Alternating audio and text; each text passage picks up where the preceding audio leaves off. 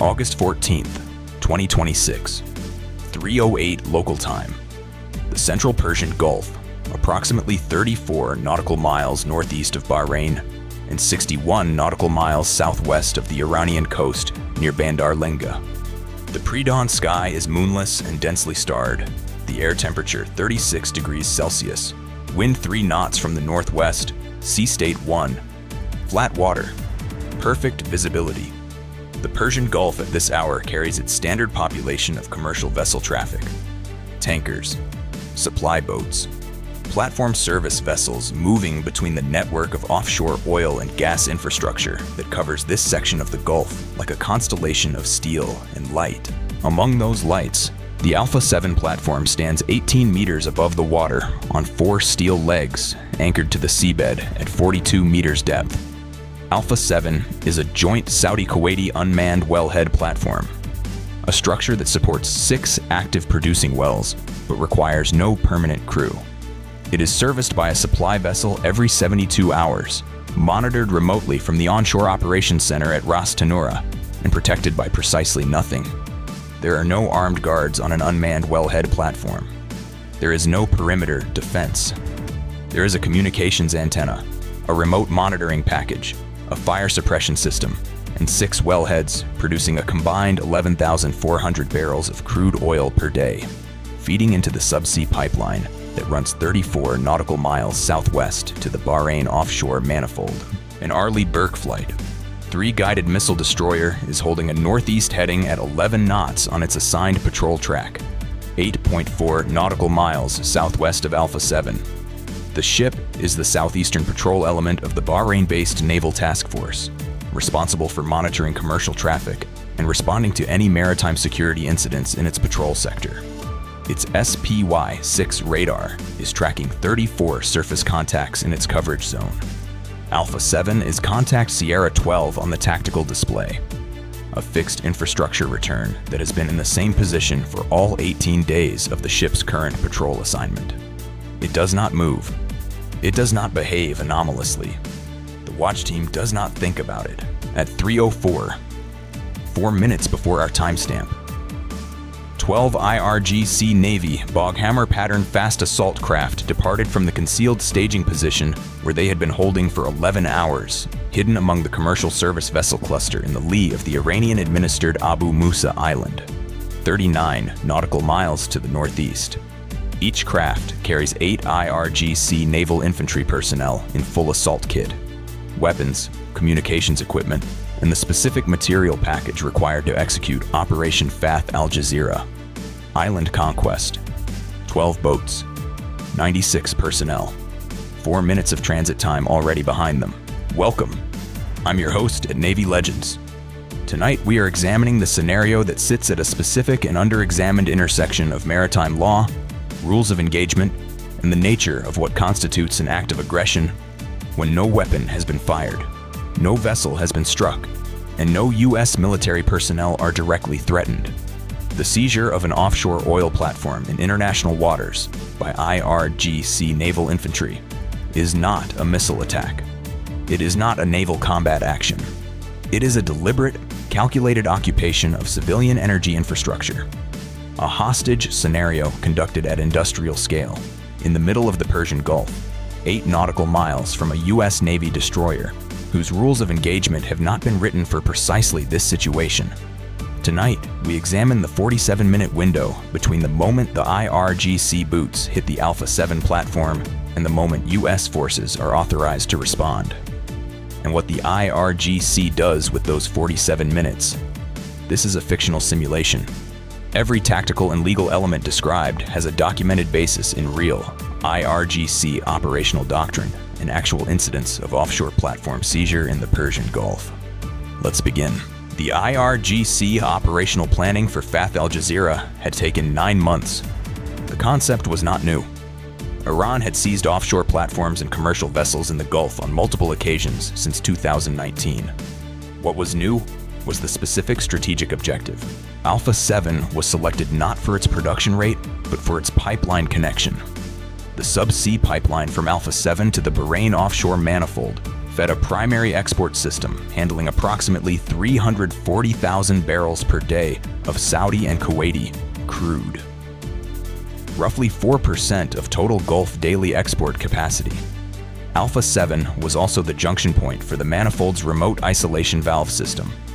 The IRGC technical team, embedded with the assault force, carried equipment to access the platform's control system and transmit a false wellhead pressure alarm to the Ras Tanura Operations Center, triggering the Operations Center to activate the isolation valve and shut down the pipeline section. The shutdown would require 14 to 21 hours to reverse even after platform recovery. The platform seizure was the visible event. The pipeline shutdown was the operational objective.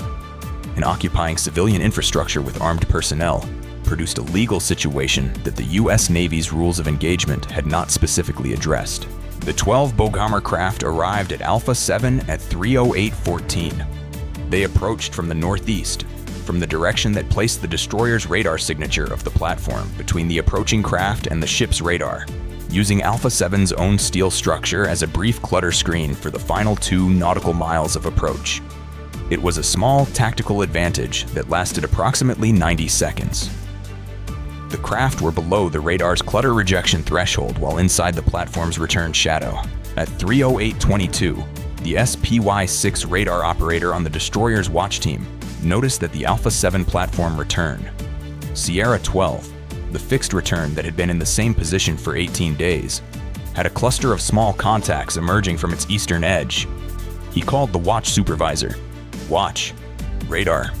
Sierra 12 has multiple small contacts detaching from its eastern side.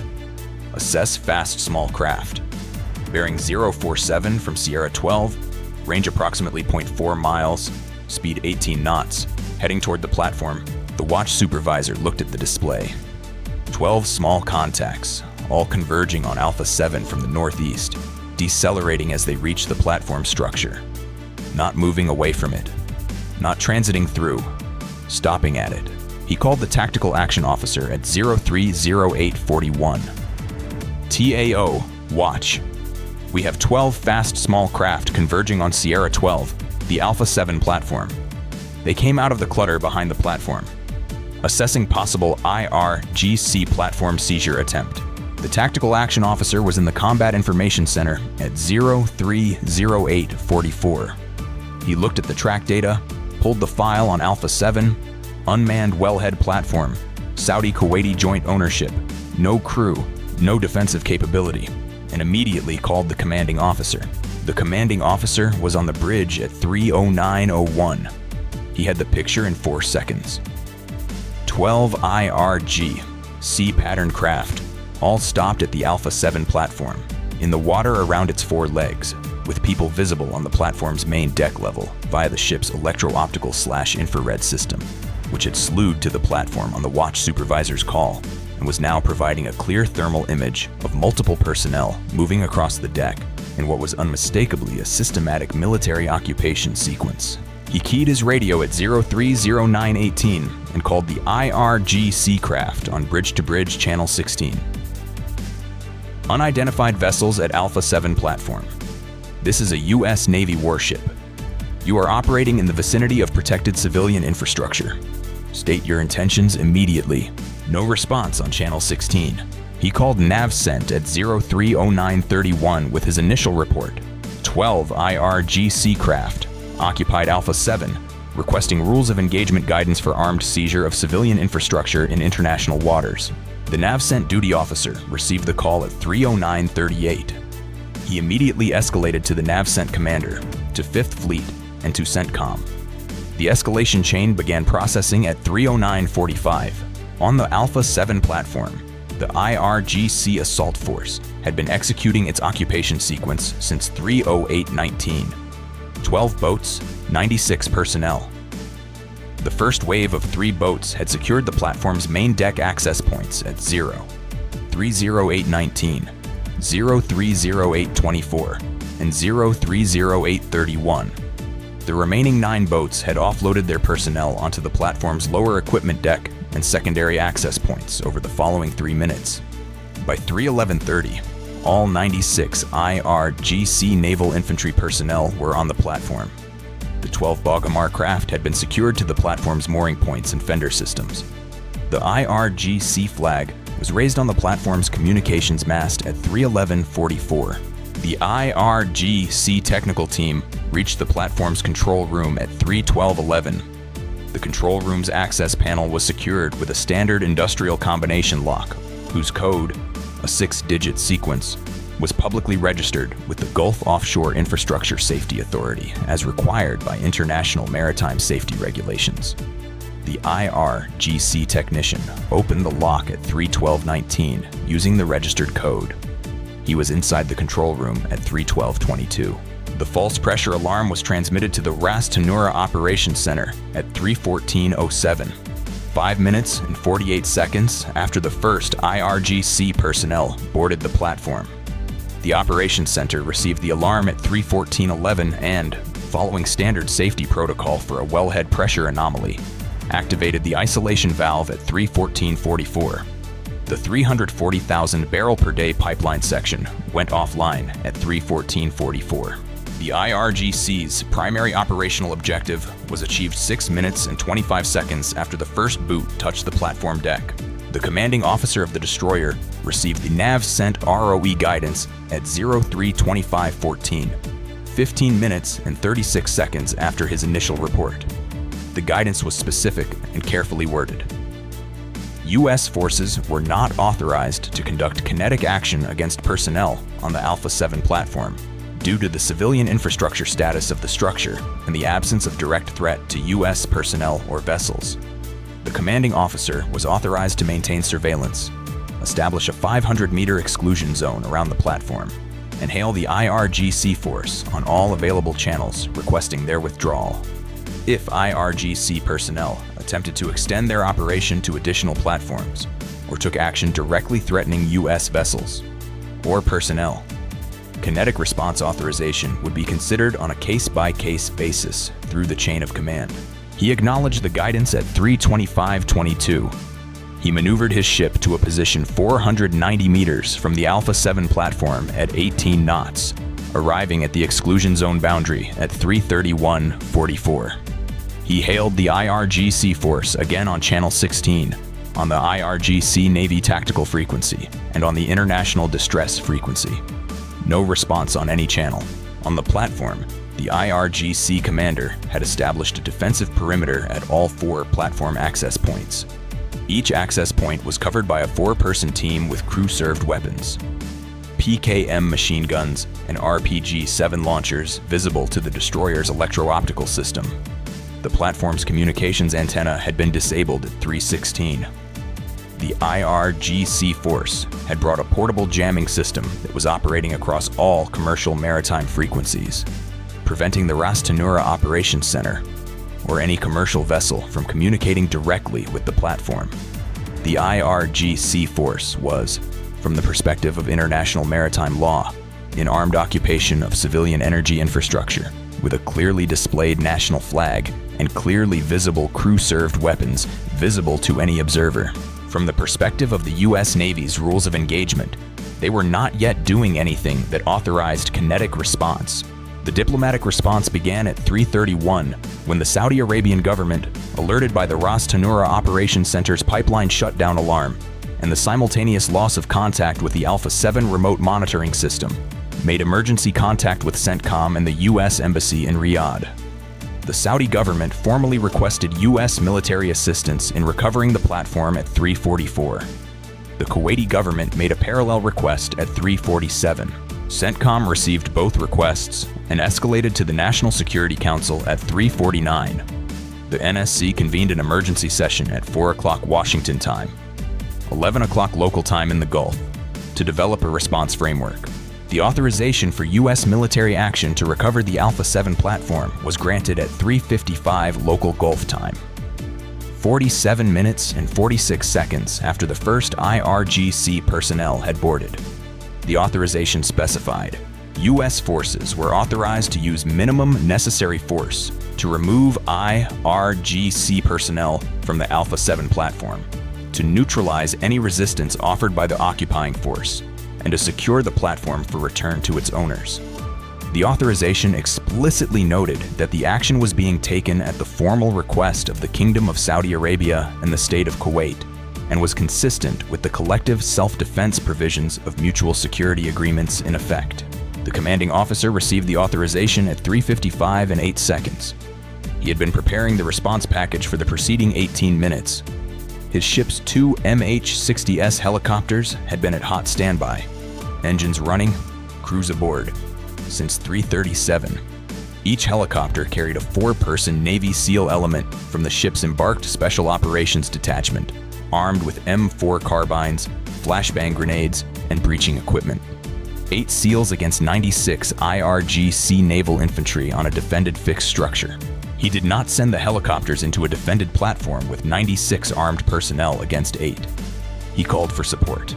At 3:41, he had transmitted a request for additional assets to NAVCENT, specifically requesting 2 AH-1Z Viper attack helicopters from the Marine Expeditionary Unit embarked on the amphibious assault ship operating 74 nautical miles to the southwest, and 2 FA-18E Super Hornets from the carrier operating 180 nautical miles to the north. Both requests had been acknowledged and were processing through the authorization chain simultaneously with the broader ROE request. At 3:55:08, with the full authorization in hand, he had the response package available.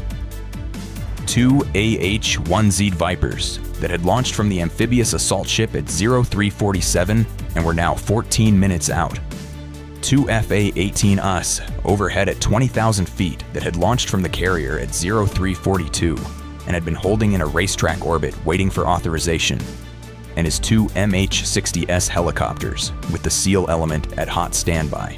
He coordinated the response sequence over 4 minutes and 11 seconds with the SEAL team leader, the Viper flight lead, and the FA-18E section lead.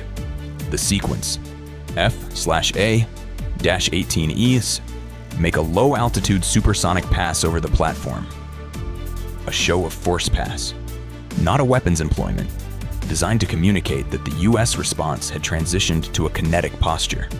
The supersonic pass at 200 feet altitude and Mach 1.1 would produce a pressure wave and noise event that no person on an exposed platform deck would be able to ignore. The AH-1Z Vipers would simultaneously take suppression positions 400 meters from the platform at water level, weapons hot, visible to every IRGC personnel on the structure. The MH-60S helicopters would hold 600 meters out, ready to insert the SEAL team at the commanding officer's order. The F/A-18E supersonic pass executed at 3:59:44. 2 aircraft, 200 feet, Mach 1.1, directly over the Alpha 7 platform. The sonic boom impacted the platform structure at approximately 2 bar of overpressure. Not a weapons effect, but a physical force sufficient to knock unsecured equipment off surfaces and produce a sustained disorientation in personnel on exposed deck positions. The IRGC commander and 3 of his perimeter team leaders were on the main deck at the moment of the pass. All 4 were knocked off their feet by the pressure wave. The AH-1Z Vipers arrived at their suppression positions at 3:59:52. Both aircraft turned their M197 20mm cannon turrets toward the platform and activated their targeting laser designators, visible to anyone with night vision equipment on the platform as 2 green targeting dots sweeping across the IRGC positions. At 4 o'clock and 11 seconds, the IRGC commander transmitted on Channel 16 for the first time since the occupation began. U.S. Navy vessel. We are withdrawing. Do not fire. We are withdrawing. The IRGC personnel began boarding their Boghammar craft at 4 hours 44 minutes. The withdrawal was orderly.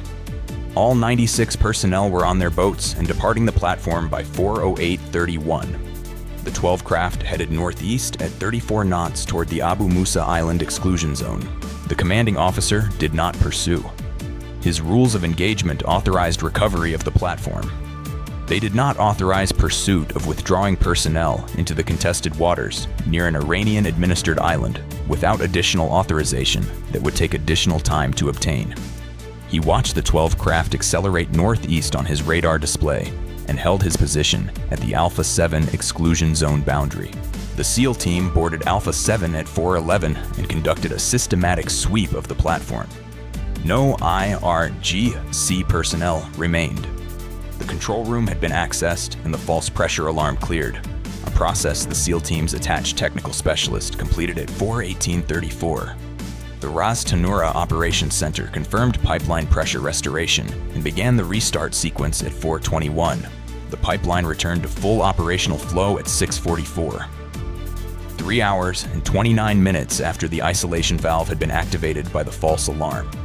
Total crude oil production loss during the shutdown: approximately 48,200 barrels.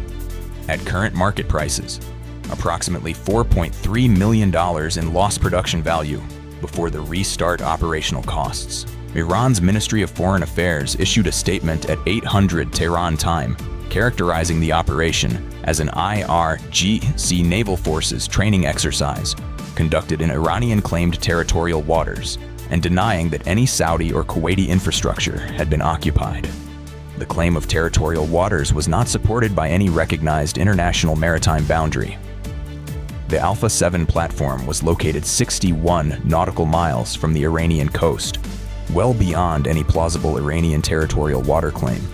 The statement was not addressed to a legal audience. The Saudi and Kuwaiti governments issued a joint statement at 9:30 local time confirming the recovery of the Alpha 7 platform and the restoration of pipeline operations, expressing gratitude for U.S. military assistance and demanding that the UN Security Council convene an emergency session to address the IRGC's seizure of civilian energy infrastructure in international waters. The Security Council session convened the following day. China and Russia vetoed the proposed censure resolution. The after-action review produced 5 findings, driving immediate changes to maritime security doctrine. The first was the ROE gap for civilian infrastructure seizure. The 47-minute authorization window meant the IRGC primary objective was achieved before the U.S. response was legally authorized to begin. An emergency protocol authorizing immediate response to armed seizure of civilian energy infrastructure within the GCC defensive perimeter was drafted for NSC review within 72 hours. The second was the unmanned platform vulnerability. 31 of 34 unmanned platforms in the Central Gulf Maritime Security Zone had no defensive capability.